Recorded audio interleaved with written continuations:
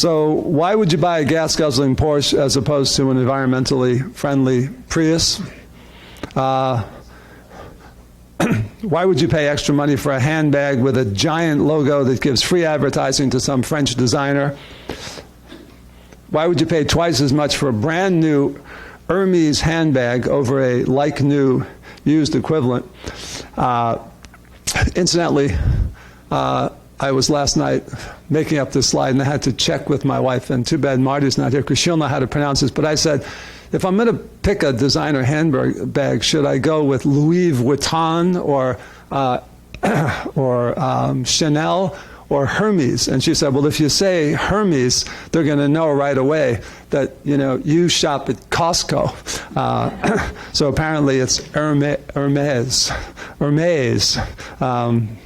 And my wife couldn't make it, but I hope she's not out shopping for one of those, for choosing between those things. Hope she's at Costco. Anyway, when you ask questions like that, you know, what could biology possibly have to do with all that? And Gad's made an argument here.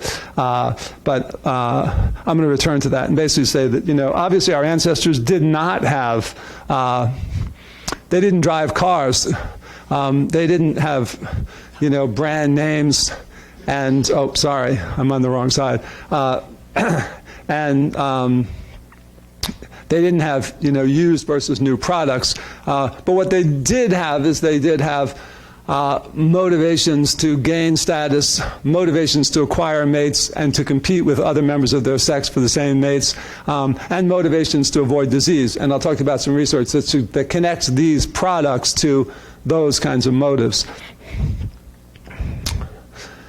So overview, I'm going to talk about three models of decision making and some research that flows from my colleagues and my model of fundamental motives and economic decision making. So classic rationality, the model here is that we're all pretty well informed when we make a decision, and we make decisions that are consistent with the goal of optimizing my own personal satisfaction. What will satisfy me is typically empirically defined. I'm not an economist, but what's the term that economists use for this? Revealed preferences, you know, but we don't necessarily care where those preferences come from. We just, if you pay more for it, then you prefer it. On this model, humans are ultra-rational econs, some people have called them, people who are making fun of that perspective, which I'll get to in a second. But you know, we're all familiar with this perspective. If we ever took a course in economics or read books like Freakonomics, which adopts this perspective, or read the Wall Street Journal,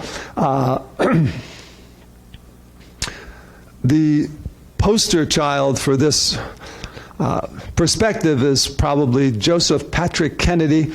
He was really the ultimate rational economic man. He made a series of really brilliant decisions in his life, all very self-serving. When prohibition was removed in the United States, he was set up to begin to transport liquor across from Canada into the United States. And some people think he might have had some connections to the mob because it was so well timed that he got into that business. When Wall Street crashed the week before, he had taken out all of his money. And again, there were some suspicions about his involvement, which I doubt in that case. He then moved from Wall Street out to Hollywood and helped found one of the major motion picture companies, where he took advantage of his position there to have affairs with lots of beautiful actresses, including the famous Gloria Swanson. And one interesting story is that when her movie went over tab, he dropped her and he left her holding the tab. So he was clearly ultimate self-serving guy. And he got a lot of payoffs for it. He became one of the world's wealthiest and most powerful men, and he had very, very influential children, like John F. Kennedy. Now, behavioral economists adopt a different perspective, and they make the argument that we are really not quite so rational at all. And this is coming out of the behavioral economics, and you guys can correct me if you think I've got this wrong, especially Jeffrey, who is a cognitive scientist, but I think this comes out of the cognitive psychology kind of approach, which is, looking at the way we think, and particularly being fascinated by the dumb things we do, because those are more newsworthy, perhaps. But if that's all you study, that's what you begin to think. That's how people think. But here's some quotes from famous behavioral economists. In fact, I think, Thaler won a Nobel Prize in economics, right? If you look at economics textbooks, you'll learn that Homo economicus can think like Albert Einstein, store as much memory as IBM's Big Blue, and exercise the willpower of Mahatma Gandhi. It's probably an old quote, because now IBM's Big Blue probably holds less than my cell phone, but the folks that we know are not like that. Real people have trouble with long division if they don't have a calculator. Sometimes they forget their spouse's birthday. They have a hangover on New Year's Day, indicating they made bad decisions about the amount of alcohol to drink the night before. They're not Homo economicus, they are Homo sapiens. And here's a lovely quote from Amos Tversky, who did the work with Kahneman that led to Kahneman's Nobel Prize. My colleagues, they study artificial intelligence. Me, I study natural stupidity. Okay, so it's a very different perspective on the way human beings think. The idea here is that, look, our information capacities are intrinsically limited. Certainly we know that there's a bottleneck in terms of the amount of information coming in. They used to say 7 plus or minus 2, and now I hear, what's the latest word on this, Jeffrey? I hear it's like 1, 3 plus or minus 3.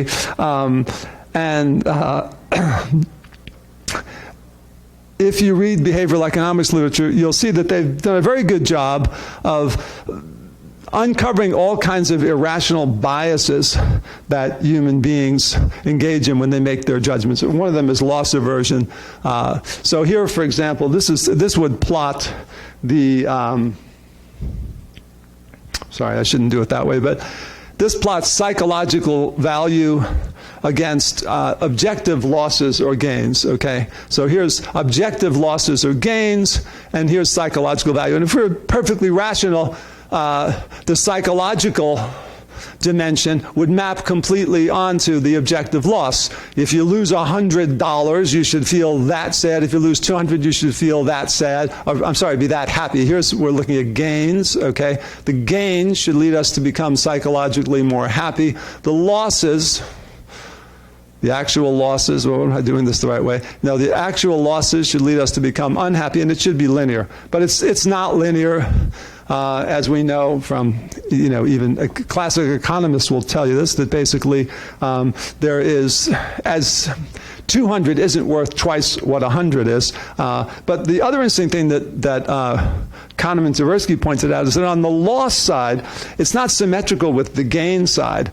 So if you look at how bad we feel when we lose $100, the amount of pain or the amount of movement from our neutral point is more than the amount of movement from the neutral point when we gain $100. It feels worse to lose $100 than it feels good to gain $100. And if you're a classical economist, this doesn't make sense, because $100 is worth exactly $100. It doesn't matter whether it's going into your pocket or leaving your pocket.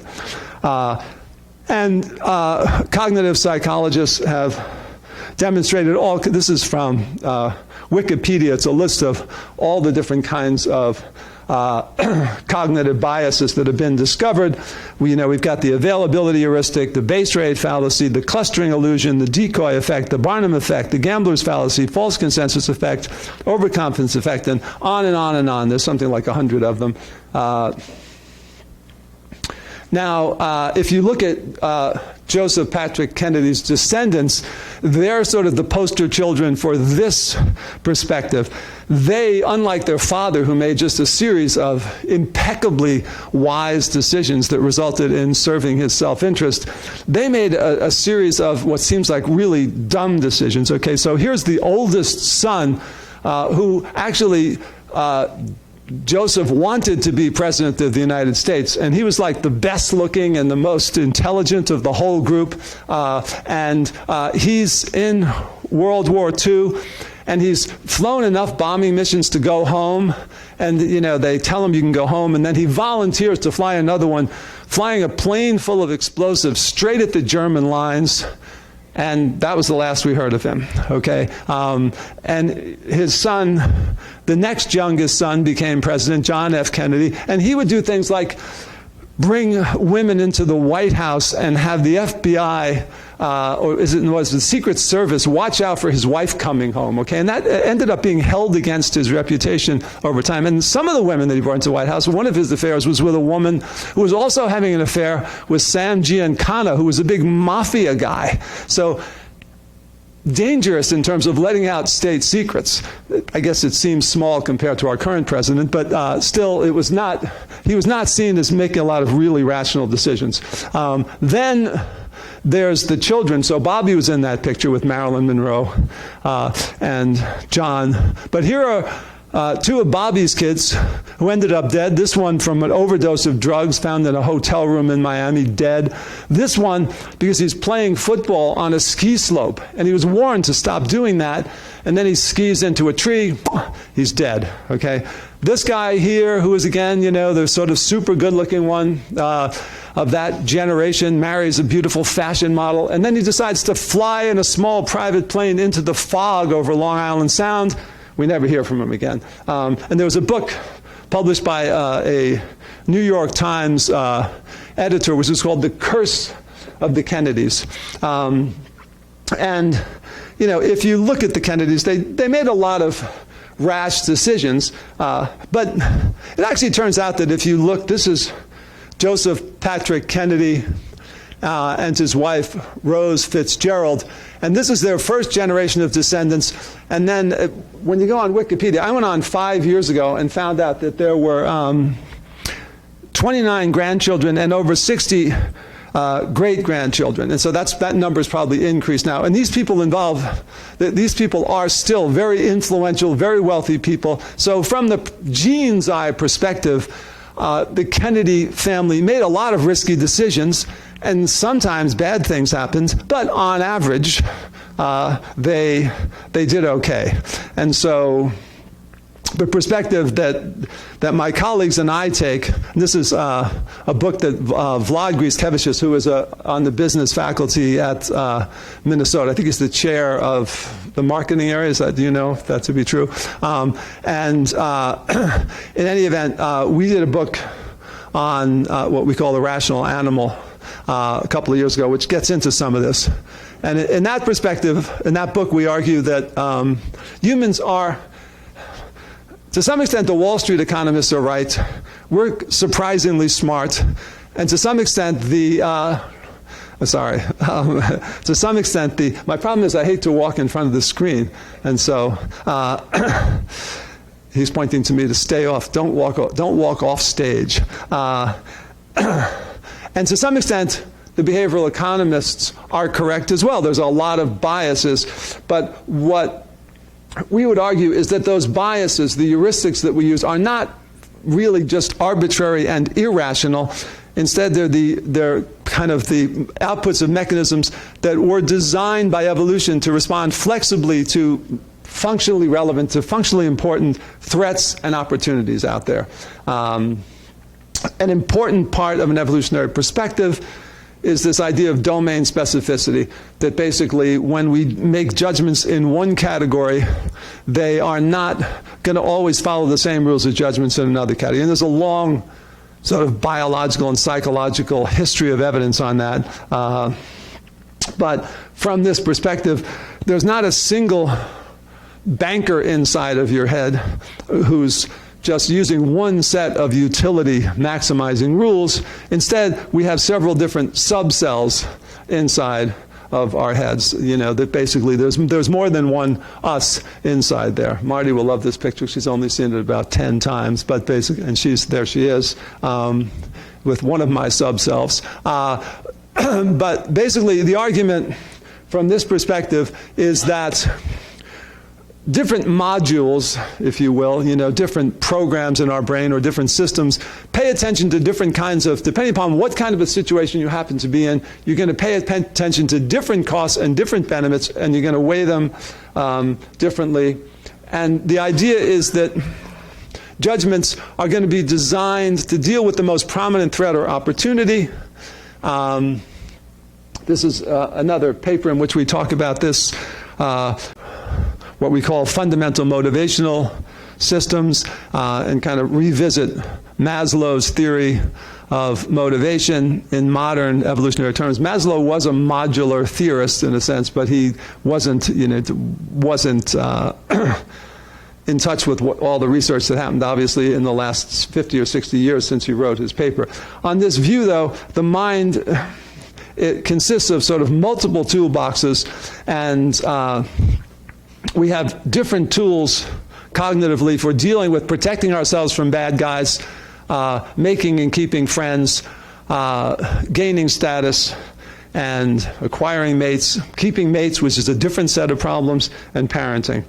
And if you use the set of rules for one, they're not necessarily going to do well in another domain. So again, qualitatively different cognitive processes for each of those fundamental goal systems.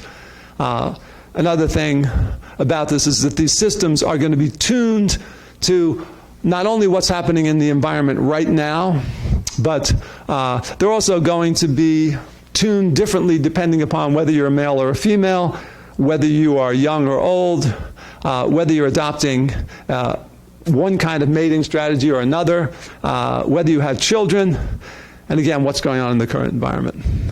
And a lot of the research that we've done on this comes out of our Evolutionary Social Cognition Lab. These are my colleagues who have been the most prominent in this. You'll see that there's some Canadians in here. Mark Shallow's at UBC. Becca Neal is now at the University of Toronto. These asterisks refer to former students who are now in business colleges. Vlad could be added to this list, but since you saw a big picture of him, you don't need to see another one. The general approach that we take is this. We do laboratory studies with those subjects often, although I've done cross-cultural research, but in this area, I'm guilty of all of that kind of, experimental psychology done in laboratory settings. We bring people into the laboratory, we activate different kinds of motives, we maybe show them a scary movie, or we show them a romantic movie, and then we ask them to make different kinds of judgments. We look at how being in a romantic frame of mind or a threatened frame of mind, my students have now looked at all those other motives in that hierarchy, and I'll tell you about some of their research on consumer decisions, but basically you're either feeling fearful or you're feeling romantic. Does it affect what you pay attention to? So who do you look at when you walk into a crowded room? We've done studies using eye trackers. We show you a whole bunch of people. Do your eyes stay on different people or go to different people depending upon which frame of mind you happen to be in? So we show you an array that looks kind of like this. And we can then actually look at how much time you spent on each of those faces. If you look at an ambiguous facial expression, is she feeling angry or flirtatious? Okay, and that may change depending upon your frame of mind. Then we look at things at memory. That crowd that I showed you a minute ago, was this face in? How many of you think this face was in that crowd a minute ago? How many of you think it wasn't in the crowd a minute ago? That's amazingly good. He was not in the crowd. We've also looked at decision making. So when we activate these motives, we've asked the question of, can we alter these standard behavioral economic biases, such as loss aversion, by changing people's functional motivational state? And then we've looked at downstream behaviors. How does activating these motives affect your tendency to act creatively? Jeffrey is on one of these papers, and your tendency to conform or not conform, your tendency to act aggressive or not aggressive, and also consumer decisions, which I'll tell you about. But let me first give you a prototypical kind of study here.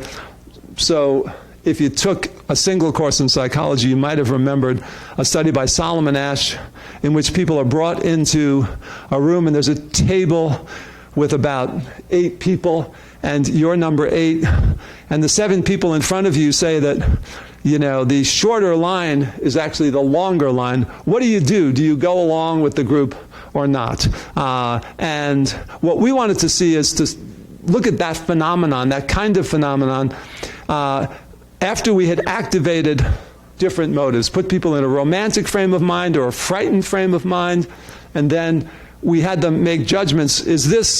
How interesting is this image? This is actually one of the images we use, but we use these abstract images, and now at the bottom you rate it, you know, is it not at all interesting or very interesting? And we had pre-tested a set of images that were about average in interest value, but you're sitting in the room in this experiment, and what you see is the other people have expressed judgments, and they all seem to think that this is highly interesting. Now, normally you would have said it's closer to here. What are you going to do? In some cases, they said it's really uninteresting. Do you go along with the group or not? Do you just go with your natural judgments? And the answer is it depends upon what fundamental motivational state you're in and whether you're a male or a female. So the first thing is that when people are feeling frightened, when there's a self-protective frame of mind, both men and women become more conforming than they would have otherwise compared to the control condition. So when people are frightened, they conform more to the group. And this makes adaptive sense. Our ancestors wouldn't want to have standing out from the group just when the bad guys are coming over the hill with spears. Right? That's when you want to get along with everybody. And both men and women, we found, do that consistently. Now, what about when you're in a romantic frame of mind? Well, here what we find is that women, again, women in a romantic frame of mind are more conforming. They're also nicer in lots of other ways. There's a general tendency for women to sort of show off their nurturance and their agreeableness when they're feeling romantic, on the assumption that, and a somewhat correct assumption, that men are looking for mates who show nurturance and kindness. But guys do something very different, and they've done it in a bunch of different studies that we've done. These guys now go out of their way to disagree with the group, to say, look at me, I'm different. Okay? And they especially do it. They don't do it if they're different in a dumb way. Like if everybody in the group says that the population of... the population, and I'm going to do Canadian so you see if I can get it right, okay, that the population of Edmonton is lower than the population of Calgary. You know, actually that's probably not correct, right? Edmonton is higher than Calgary. If everybody in the group says that the population of Edmonton is higher than the population of Calgary, do you go against the group or do you go with the group? Well, with factual things where there's actually evidence, you're not going to go against the group. If everybody says the population of Edmonton is higher than the population of Calgary, I'll go along with them. Any Canadian's going to tell me I'm actually wrong there? You don't know? So this would be an easy group to do that study on, right? Those are, you know, yeah, we go along with the group. But if it's something like, is this beautiful? Then guys are more likely to step aside and say, yeah, I can see some beauty in that stimulus that you didn't see. So guys go out of their way to look like leaders, and we found this in a number of different ways. Guys go out of their way to stand out. You know, Jeffrey Miller, if you ever read his great book, The Mating Mind, will tell you a bit about why that is, that it's basically related to sexual selection. Okay, there's more powerful sexual selection influences on males, generally speaking, and it's still true in human beings, and so guys are trying to show off their brilliant mind or their ability to be independent in this case. So applications to economic decision making. And we had a paper where we talked about this notion of deep rationality with Jill Sunday, who's now on the business faculty at Virginia Tech. Jessica Lee is at the University of Kansas, also in business. Norm Lee is at Singapore Management University. And some of my other former students, Josh Ackerman, who's now at Michigan, is doing a lot of this work, as is Vlad, who's even on this paper, and some of Vlad's students and John Maynor. But here's one study we did. we asked you how you'd feel about various kinds of gains and losses. And we used, amongst these things, as you win $100, you lose $100. Or you gain some friends, you lose some friends. We used a bunch of different kinds of commodities you could gain or lose. And you made those judgments after you had first been frightened, or you had been put in a mating frame of mind. And I think what we did in this study is basically you read a description in which you imagine yourself being alone at home at night, and you're alone, and you start hearing these creepy noises outside, and it becomes clearer and clearer that someone's trying to break into the house. And then you actually hear the door open downstairs, and you reach for your phone, and it's dead. And then the door opens, and there's some ominous figure standing in the doorway, making a cackling laugh. I think we might have added in there. That scares people, okay? Or we have you thinking you've gone away, you're I always imagine it being in Mexico because that was the only time this ever happened to me. Okay, but you've gone away, you're at the beach somewhere, and you meet somebody, and you fall for one another, and the evening ends with this romantic kiss. Okay, so you're in a romantic frame of mind or a frightened frame of mind, and now you make judgments about how you'd feel about kinds of losses or gains. And over here you're seeing classic loss aversion. So men in the control condition tended to basically be more psychologically moved by the loss of $100 than by the gain of $100. That's classic loss aversion. And the women were generally leaning towards loss aversion, not as much as the men. Okay. What happens when you put people in a mating frame of mind is that actually the women became a little bit more loss averse, so that wasn't statistically reliable. But the men did, in several studies, show the same pattern. They now became more concerned with gains than with losses. And again, this makes sense in terms of the sexual selection kind of stuff, that if I'm a guy, I can't be sitting around timidly worrying about losses if I want a peacock. Okay, you have to be willing to take some chances. This is a replication of this. It's not just due to the fact that, we're looking at activating some arousal state, certainly, because men in this actually doesn't fully, it sort of shows that, again, we're not really getting much in the way of loss aversion here. Bad for Kahneman, but we don't really care. We are getting that men in the mating frame of mind are gain-seeking, but men in a frightened frame of mind are showing significant loss aversion, and women are showing the same small level of loss aversion in all conditions. But again, it's not just the arousal changing your judgment. It's different kinds of arousal producing very different kinds of changes. So conspicuous consumption.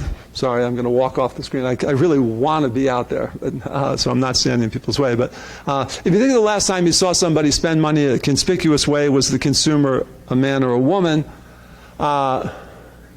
So we asked, incidentally, when we asked people, if you think of somebody you know who likes to shop, they leaned towards thinking of a woman. Okay? What do you got, 5 minutes left? Okay. But when they think about throwing money away in a conspicuous way to draw attention to yourself, both men and women were more likely to think of a man, okay? And why is that? Well, Jill thought, and we thought that this might have something to do with sexual selection.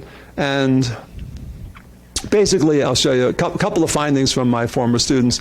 This one looks at how much conspicuous spending do you do? You've got a budget, you can spend a bunch of money, what do you spend it on? And generally, this is what restricted, these are people whose mating strategy is to be monogamous, the kind of person if you're going to get married, you want to marry, okay? There's someone who isn't interested in running around with lots of different people, and these are restricted guys. And it turns out that activating a mating motive, thinking about a long-term mate or a short-term mate, doesn't change restricted guys' conspicuous consumption.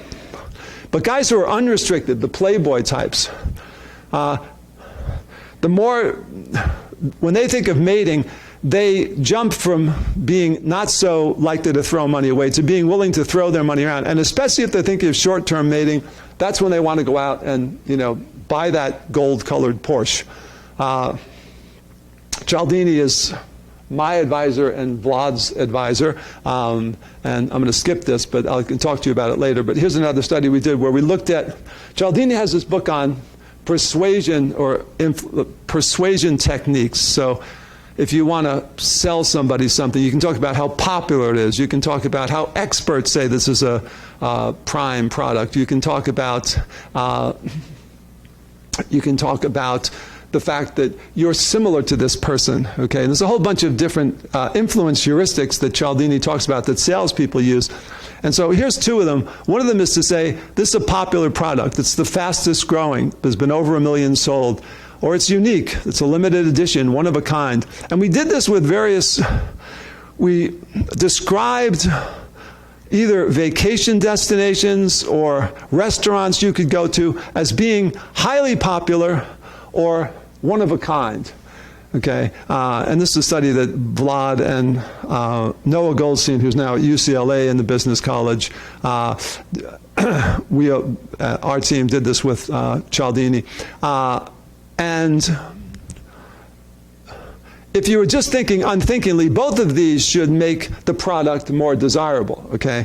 But what we actually found is something a little different. So we brought people in, we showed them a scary movie, or we showed them a romantic movie, and then we looked at, compared to a controlled condition, how persuasive was it to hear that this is a popular place to go or a unique place to go? And it turns out that when people are frightened, they prefer the popular product more than they would have otherwise, okay? But when they're when they're told that the product is unique, it's one of a kind, even though it's the same product, these are different conditions, experiments, okay? Then they don't like it so much. When we're frightened, we prefer things that are popular rather than things that are unique. What about when we're in a romantic frame of mind? This completely flips over, and we prefer things that are unique, and we want to stay away from things that are popular. Okay, I'm going to tell you about a couple other things. I realize I'm very close to my time. Is it the 45-minute time or the 30-minute time? Okay, so give me 5 or 8 more minutes to talk about some of my former students' findings that look at activating different motives and seeing how it affects consumer judgments, which is what you wanted me to talk about, and I'm now getting to it. So here's a study Jessica Lee just had in the Consumer Journal of JCR, and she looked at a bunch of different things related to your tendency to be thinking about investing now versus investing in the future. And one of the things is, rent to own. You can, if you first move into an apartment and you don't have a lot of money, you can rent some furniture to own it later. Now, that's good in the short term. In the long term, it costs you more to buy it that way. You're better off going out and buying the furniture. But if you don't have the money, it's a good way to get the thing right now. And what do people feel about rent-to-own businesses? Well, here's what happens is different. Start over here. This is men and women in the control condition. How do they feel about rent-to-own businesses? And the men and the women are equally favorable towards them. But what happens if you're thinking about parenting, you're imagining having children, then across a number of studies, Jessica found that men become less favorable towards things like men start to think about the long term, okay? And the long term rent-to-own business it's not good to rent to own in the long run. But women actually, across a number of studies, they prefer the immediate rewards. And that's because why? With parenting, women have to do the paying now, okay? But guys are thinking about, investing and taking care of these kids and putting aside resources and so forth. So again, found that across several studies. Here's another study Josh Ackerman and his colleagues did, where they basically had you either think about accidents. You watched the TV show that talked about auto accidents, or one that talked about the prevalence of disease. Everyday things that you touch are all full of germs, was the message of this TV program. And now they did this in a number of ways, but basically, you think about a product like a computer or, a microwave or, something else along these lines, maybe a handbag. And do you want the new or do you want the used, which you could probably get for a little bit better dollar? And it turns out that if people are thinking about, let me show you the whole graph here. What tended to happen is that when people were thinking about disease, they were generally less favorable towards used products. Why? Because used products, they've been tainted by someone else's touching them, so forth. You know, Paul Rosin's kind of an associative effect. He also found in another study, Josh and some other colleagues, found that including Tiber, who I think was a student of yours, at any rate, that people who are, they're looking here at people that are high or low in germ aversion. And what they found is that when they primed people thinking about pathogens, think about diseases and all the germs everywhere, people who are germ averse became more concerned with appearance-enhancing products. Okay, and what they link this to is this idea that diseases ultimately do affect your appearance. Okay, here's one other one, Vlad Griskevicius, and Tiber was on this one as well. They did a paper basically showing that when people think about status, when they're trying to think about getting ahead, if they're alone in private, they tend to prefer the fancier product, the one with more. So you can either buy a green backpack or you can buy a better made backpack, but it's not made out of green recycled materials. Privately, when you're thinking about status, you want the good stuff, okay? You want the things with more benefits to you. But publicly, and they found this with several different products, when I know other people are going to know about my choice, then I go for the green product. You know, then Leonardo DiCaprio buys the Prius, okay, because it's to show off to other people what a group-serving person I am. We also did some research. Andrew White, who I think now is working for Facebook, but basically we showed people a series of different kinds of products. You could either choose a bunch of T-shirts that look all the same, or you could diversify and choose different T-shirts or different kinds of candies, and you had different kinds of products. And generally, what the finding here was that when people were, and I'll give you the whole thing, when people were threatened, when they've been thinking about potential dangers to themselves, people who were high SES were actually less likely to want diverse products, whereas people who were low SES were more likely to want diverse products. And this is linked to various life history kinds of theory. I can send you this paper, and I'll just show you one last graph referring to these handbags. This is Chanel, not Louis Vuitton, or what was it, Hermes. How do I say that, Marty? Hermes, yeah, Hermes, right. In fact, there's even a little tape I heard last night that said, say Hermes, not Hermes. In any event, so what kind of a hand, do you want a giant logo on your product or not? And what Vlad and his student Wang, who I'm forgetting her first name, what they basically found is that when women were thinking of mate guarding, when there was another guy flirting with their boyfriend or husband, then they wanted the big logos. They want, you know, and they also, in another study, they found that if there's a male audience, women don't want to do more luxury spending. It looks like women's conspicuous consumption seems to be aimed at female audiences. They're telling other women, you know, stay away from my husband because he's really committed to me, is basically what they seem to be finding in that. All right. So again, to summarize, 3 models of decision making, and why I have that there, I'm forgetting.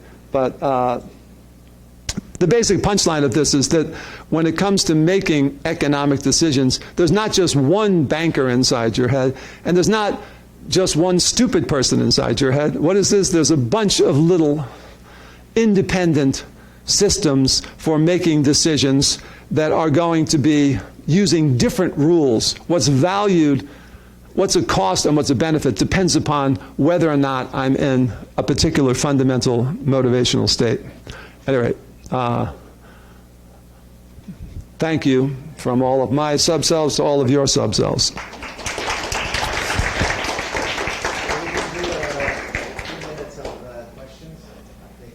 What time do we go to?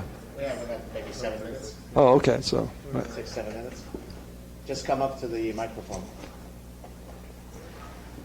I meant to hold this out so I would time myself, but now I can do that. Hello. Is there a relationship between making the subselves consistent and economic thinking? So if you make your subselves maybe more uniform in the way you make your decisions, is that related to becoming like Homo economicus or something of that variety? Are you suggesting that if I could Or becoming when I'm in a mating frame of mind, I could remind myself of what I might have thought if I was in a fearful frame of mind, or vice versa? Something like that. Or if you're more consciously aware, like this is a situation in which I'm more likely to make a decision like this. Right. Is there, yeah. I mean, in theory, yes. I mean, in theory, I would be very rational if I could remove all that emotion. That's what cognitive scientists think we should do, just take emotion out of the equation. But, you know, in my life, when I've been frightened or when I've been sexually aroused, it just changes. It's like I become a different subject in those you know, the Stanford experiment. I'm biased in one direction when I'm in that frame of mind. I can't. When I'm having an argument, I was just talking about my 14-year-old son. When he and I are arguing, you know, my parental self says I should never yell at my son. What kind of a father would ever yell at his? What kind of a human being? Even though I say that to you now, what kind of a human being would ever yell at his son? Well, me, when we're late and he's saying, well, I don't want to go to school today. It's like, all right, get up, get out of the house, right then. And I'm like, oh shit, I sound like Archie Bunker. It's like, you know, and even though I know this, and I'm a psychologist, I was trained in clinical psychology originally. It's like, when I get in this one frame of mind, I'm a different person. So I think it's really hard to do that. So I guess I'd say it's worth trying. You know, I mean, I don't yell at my son as much as I would if I were just going with my feelings. So the Joseph Kennedys are the exceptions to this rule, or are they in the upper echelon? I think Joseph Kennedy might have just been a statistical outlier. He made a lot of really, really risky decisions. Mm-hmm. And he just, you know, if 1 million people are making a lot of risky decisions, some of them are going to make it all the way, you know. Donald Trump broke laws, apparently, is what we're hearing from the New York Times now throughout his life. Did all kinds of stupid, and now he's the President of the United States. You may argue it's not a position of honor when he holds it, but nevertheless, it is the President of the United States. He's the most powerful person in the world, probably. And yet, you look at him, I think he's a dumb guy. And he's done a lot of stupid things in his life. And yet, statistically speaking, he lucked out. He and Joseph Kennedy lucked out. Thank you so much. Well, I would say don't quote me on that, but I don't care. I'm curious to know, in your mating primes, did you also have a control condition that was just positive affect? I'm just having trouble teasing the two apart. Yes, no.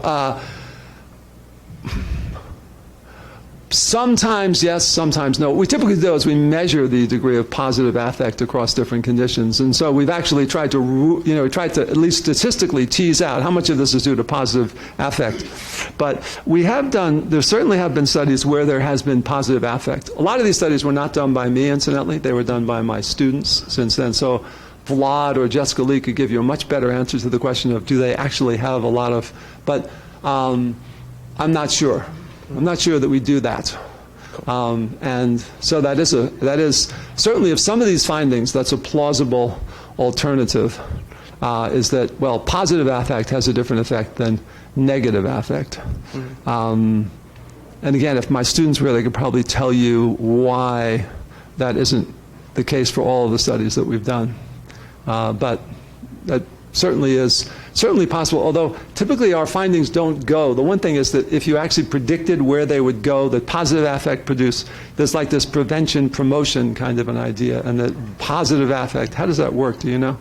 Positive affect is supposed to promote promotion, negative affect prevention, I think, and our findings don't map onto that. In terms of the standard positive, negative affect stuff, they don't map on very well Got it.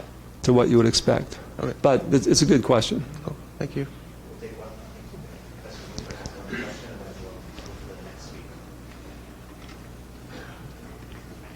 In your opinion, the subselves, do they exist as templates or subroutines that are called, or are they constructed by the individual depending on the context and the situation?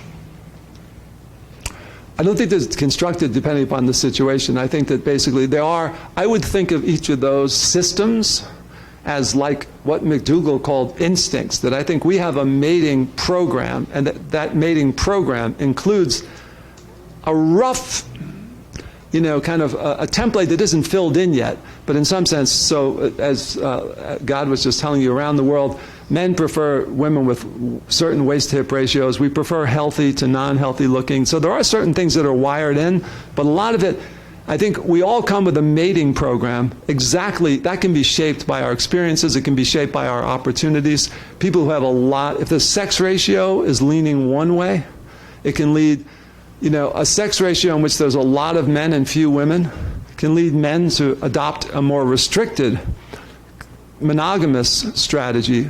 And that probably, once you've gotten into that, you may stick with that for a number of years, even if you move to an environment where the sex ratio changes. So I think that it's an interaction between developmental experiences, but it's a directed interaction. It isn't like everything's possible. It's like probably, we're designed to develop those systems, and they're going to function in most of the ancestral environments. One of the big problems, of course, is mismatch, which we didn't necessarily talk about that, but sometimes the modern environment doesn't actually map onto what the ancestral environment is like. And so how do we handle that? What about, I'll just give one example, but if you look at people now, we're programmed to make certain decisions about what our mate value is and whether we should stay or leave a particular relationship. And the costs and benefits of being unfaithful were very different. In the ancestral environment, if you cheated on your wife, her brothers might come beat the crap out of you, okay? But now her brothers don't live nearby. You live in some big city somewhere around other tribal members. And young people go on things like this, what is that app called? I just asked before, but do you know, this is Grindr or Tinder, right? Where they actually, if you're a guy, you think, I don't know any of them because I'm an old man, thank God. It's good to be an old man these days. But apparently, if you go on these apps now, you can see lots and lots and lots and lots and lots of possible alternative mates. Our ancestors never had that. What does that do to our mechanism? I think the mechanism is still our ancestral males, if they were the Maharaja, and they had an infinite amount of resources, and again, that didn't even happen in the real ancestral environment. But nevertheless, I think the modern world can throw off the connections. But I think that we still have, the systems are built in, they get modified based upon experience. That's a very weak answer. My question was somewhat similar to the construction of preferences and even construction of emotions based on the context. So you're basically talking about the brain being wired and having certain tendencies because of evolutionary development. And when we find ourselves in certain situations, those tendencies actually increase the probability that we will use a particular, I don't want to call it a template, but a type of behavior or response to the situation. Okay. Right. Okay. Thank you. Yeah.